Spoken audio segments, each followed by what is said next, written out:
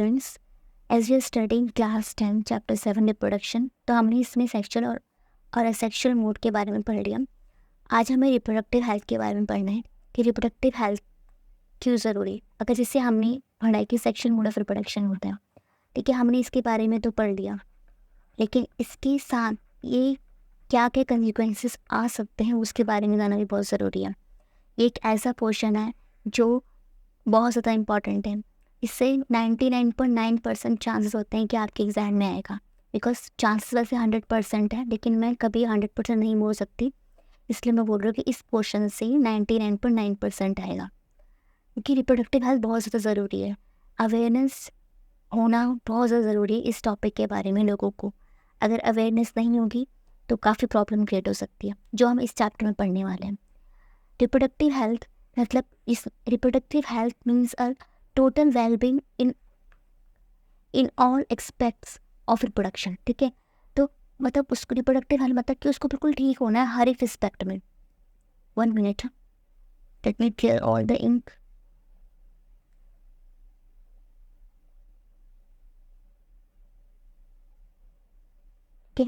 तो यहाँ पे एक रिप्रोडक्टिव हेल्थ में क्या हुआ कि हर एक जो पर्सन को पूरा क्लियर होना, फिजिकल, इमोशनल, सोशल और बिहेवियर हर जगह से उसको सही होना है, ठीक है।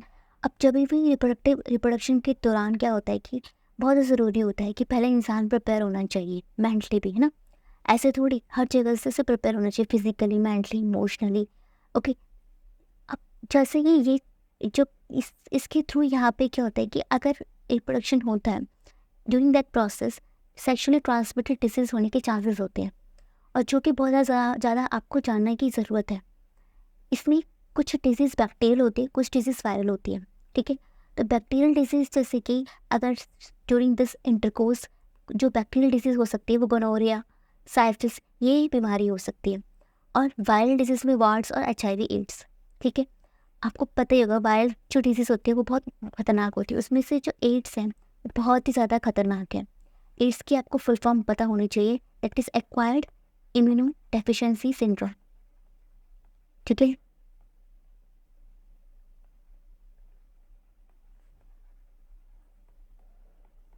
डेफिशिएंसी सिंड्रोम, ठीक है। तो ये आपको फुल फॉर्म आ जाती है 1 मार्क्स में। अब यहाँ पे जो एड्स है बहुत खतरनाक बीमारी होती है, क्योंकि इम्यून सिस्टम पे ज़्यादा अटैक करती है। मतलब आपका इम्यून सिस्टम, अगर आप किसी के पर्सन को अगर ये बीमारी हो जाती है, उस पर्सन का इम्यून सिस्टम काम करना ही बंद हो जाएगा। मतलब उसको एक छोटा सा खांसी जुकाम भी एक बहुत बड़ा बीमारी क्रिएट कर लेगा और उसकी बहुत ही जल्दी डेथ हो जाएगी। तो इन सब बीमारी से बचने का तरीका है कॉन्डम का यूज़ करना, ठीक है। तो use of condom prevents these infection to some extent, काफ़ी एक्सटेंट तक। देखो 100% इफेक्टिव तो कोई चीज़ नहीं होती, लेकिन ये काफ़ी इफेक्टिव है।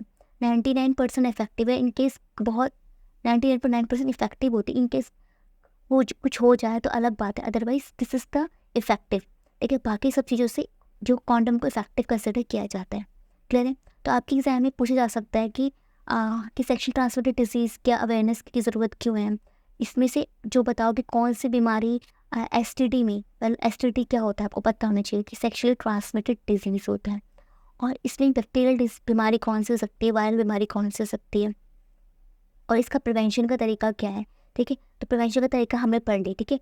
तो अब जैसे कि ठीक है कॉन्डम का यूज़ करना ही इसका प्रिवेंशन का तरीका है, तो आपको बहुत ज़्यादा अवेयर रहना पड़ेगा इन सब चीज़ के बारे में कि इससे कोई हेल्थ पे कंसिक्वेंसेस नहीं आने चाहिए।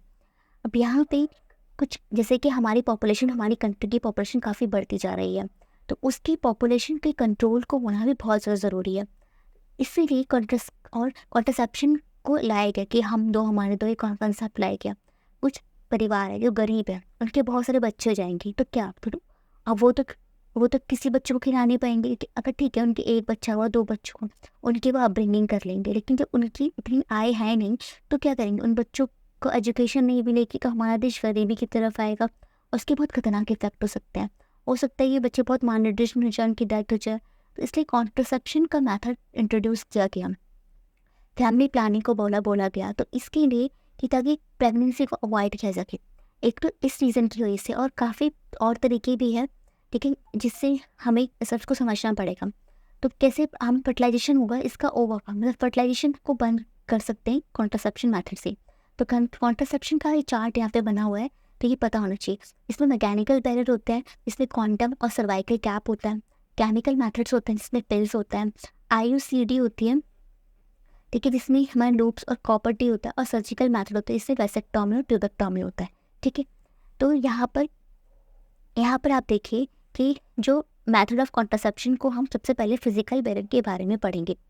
फिजिकल बैरियर मतलब कि यहाँ पे एक काइंड ऑफ कवरिंग होती है जो कि रिक्वायर्ड पार्ट है उन्हें कवर करते हैं ताकि फर्टिलाइजेशन ना हो सके। तो यहाँ पे जो यूनियन प्रिवेंट की जाती है एग और स्पर्म की, जिसमें कि कॉन्डम का यूज़ किया जाता है जो कि मेल करते हैं, सर्वाइकल कैप का और डायफ्राम का यूज़ किया जाता है जो कि फीमेल करती है, ठीक है। और उसमें बेस्ट ऑप्शन तो यही है कि कॉन्डम ही किया जाता है, ठीक है। तो ये आपको मैंने डायग्राम्स पे यहाँ पे मेंशन किया हुआ है, तो इसके बारे में आपको अवेयरनेस होनी चाहिए, क्लियर है। अब नेक्स्ट है यहाँ पे केमिकल मेथड्स। केमिकल मेथड्स के थ्रू की जाता है, यहाँ पे पिल्स को दवाइयाँ ली जाती हैं, ठीक है। इसमें क्या होता है कि जब दवाई ली जाती है तो आपको उसमें क्या होगा कि आपके जो फीमेल इसको दवाई ले रही है ताकि उसका एग फर्टिलाइज ना करे, तो इसके लिए उसकी बॉडी में हार्मोनल चेंजेस होंगे, ठीक है। तो these change hormonal balance of the body so that eggs are not released, ताकि एग रिलीज ना हो बॉडी से, ठीक है। इसके साइड इफेक्ट होते हैं, तो इसको रिकमेंड नहीं करना चाहिए। इन एक्सट्रीम कंडीशन आप यहाँ पे इसको यूज़ किया कर सकते हो, लेकिन इसको यूज़ करना प्रेफरेबल नहीं है क्योंकि इसमें बॉडी में चेंजेस आते हैं, ठीक है। अब यहाँ पे इसके बाद है हमारा IUCD की फुल फॉर्म होती है इंट्रायूट्राइन कॉन्ट्रासेप्टिव डिवाइस, ठीक है। इसमें क्या होगा कॉपर टी और लूप, ठीक है। इसको क्या कहते हैं, मतलब इसको डॉक्टर जो है ना यूट्रस के अंदर फीमेल की, इसके लिए फीमेल, इसे यूट्रस किसमें होता है फीमेल में होता है, यहाँ पर इसके नाम में क्या है, ठीक है। इंट्रा मतलब अंदर, यूट्रीन मतलब यूट्रस के अंदर डाला जाता है। तो ये प्लास्टिक का होता है, ठीक है। इसमें कॉपर की वायर ऐसे रोल होती है और इसको फीमेल के अंदर बॉडी यूट्रस के अंदर डाला जाता है। तो ताकि जब भी मेटिंग हो तो उसमें क्या होगा कि जो स्पर्म को और मतलब जो कॉपर होता है ना उसको काट किल कर देता है, ठीक है, एग को स्पर्म को। और जो फीमेल की जो बॉडी थी ये यूट्रस होता है इसको प्रिपेयर ही नहीं करने देता है कि बेबी को कंसीव कर सके। तो इसलिए इसके अंदर इसको फीमेल की बॉडी के अंदर इसको इंसर्ट किया जाता है, क्लियर है। और फिर इसको रिमूव भी कर देता है जब भी इसको नीड हो, क्लियर है। अब नेक्स्ट है यहाँ पे सर्जिकल मेथड। तो देखो यहाँ पे ये जो इंट्रायूट्राइन है ये टेम्पररी मेथड है, मतलब क्या होता है कि इसको जब ज़रूरत है नहीं चाहिए एक बच्चा तो इसको इंसर्ट कर दिया डॉक्टर की हेल्प से, और फिर जब लगा कि नीड है तो इसको रिमूव करवा दिए, तो टेम्पररी मेथड है। लेकिन जो सर्जिकल मेथड है ये परमानेंट मेथड है कि इसके अगर सर्जिकल हो गई तो इसके बाद ना मेल विल बी कैपेबल कि वो प्रेग्नेंट कर सके वुमेन को, ना फीमेल होगी प्रेग्नेंट, ठीक है। तो इसमें क्या होता है कि जो मेल का जो वास्ट डिफरेंस होता है जो आपको दिख रहा है ना ट्यूब जैसा वास्ट डिफरेंस होता है, इसको कट कर दिया जाता है ताकि जो इसकी वैसेक्टोमी में मतलब यहाँ से स्पर्म ना आए, और फीमेल की जो फैलोपियन ट्यूब है उसे कट करके टाई कर दिया जाता है। तो एक परमानेंट मेथड है, क्लियर है। तो यहाँ पे हमने पढ़ लिया, हमने पढ़ा कि कॉन्ट्रासेप्शन क्यों ज़रूरी है। पहले तो हमने देखा कि रिप्रोडक्टिव हेल्थ क्या होता है, ये बहुत ज़्यादा ज़रूरी है बेटा, इससे एग्जाम में क्वेश्चन है क्योंकि ये मेन जो डे टू डे लाइफ से रिलेट करता है बायोलॉजी की। तो इसको रिप्रोडक्टिव हेल्थ मतलब कि आपने रिप्रोडक्शन के बारे में पढ़ा, लेकिन इसके लिए आपको हेल्थ हो जाना ज़रूरी है क्योंकि ये आपकी हेल्थ को इफेक्ट कर सकता है, ठीक है। अब ठीक है, इसके लिए पहले तो इंसान को मेंटली फिजिकली इमोशनली हर तरीके से इस प्रोसेस के लिए प्रिपेयर रहना चाहिए। अगर वो प्रिपेयर है तभी उसको इस प्रोसेस में ठीक है कदम रखना चाहिए। जब वो रख रहा है तो उसको ये ध्यान रखना चाहिए कि उसको कोई बीमारी ना हो, देखिए काफ़ी लोगों को बीमारियाँ हो जाती हैं और फिर जो लापरवाही की वजह से कि वो नहीं प्रिवेंशन लेते और फिर काफ़ी बहुत खतरनाक कंसिक्वेंसेस देखने पड़ते हैं उसके। तो बैक्टीरिया की बीमारी से हो जाती है गोनोरिया और साइफस, ये जो सेक्शुअल ट्रांसमिटेड डिजीज से जो बैक्टीरियल बीमारी हो सकती है वो ये दो हैं, गोनोरिया और साइफस है। और जो वायरल की वार्ड्स और HIV एड्स है। HIV एड्स बहुत ज़्यादा खतरनाक है, इसके लिए काफ़ी आपको पता है कि पहले से काफ़ी प्रचार चल रहा था। तो कॉन्डम एक तरीके से एफिशिएंट तरीका माना जाता है कि इससे की बीमारी को बचा जा सके। तो इसलिए कॉन्ट्रासेप्शन हमने देखा कि पॉपुलेशन काफ़ी बढ़ रही है तो इसलिए कॉन्ट्रासेप्शन ज़रूरी है, उसके डिफरेंट टाइप्स पढ़े, मैकेनिकल, केमिकल, IUCD, सर्जिकल, ठीक है। अब यहाँ पे ये हमने पढ़ लिया। अब लास्ट टॉपिक जिस पर आता है फीमेल फर्टिसाइड। देखो क्या होता है कि आपको पता है कि हमारे समाज जो वुमन है लड़कियां को नहीं पैदा करते, ये तो अब काफ़ी चेंज हो गया, लेकिन अभी भी है सोसाइटी में कि लड़का होता है तो खुशी मनाई जाती है, लड़की होती है तो थोड़ा सा सैड होता है। अगर ठीक है फर्स्ट बेबी वो नहीं होंगे, लेकिन सेकंड बेबी लड़की हो जाए, दोबारा लड़की हो जाए, तो आपको वो सोसाइटी में देखने को मिल जाता है, जो कि काफ़ी कुछ देखने को मिलता है। तो उसमें पहले लोग क्या करते थे कि लड़कियों को मार देते थे, ठीक है, मतलब इसको 3 मंथ्स के अंदर इसकी जांच करवाई और फिर इसको मार देते थे। तो इसका उससे क्या हुआ कि काफ़ी इम्बैलेंस हो गया हमारे नेचर में, क्योंकि देखो ज़रूरत तो लड़कों की भी है, ज़रूरत लड़कियों की भी है सोसाइटी में। जो फिर अब तेज देखी लोगों में बदलाव आ रहे हैं, हाँ वो अब समझते हैं कि हर मेल और फीमेल दोनों बराबर हैं।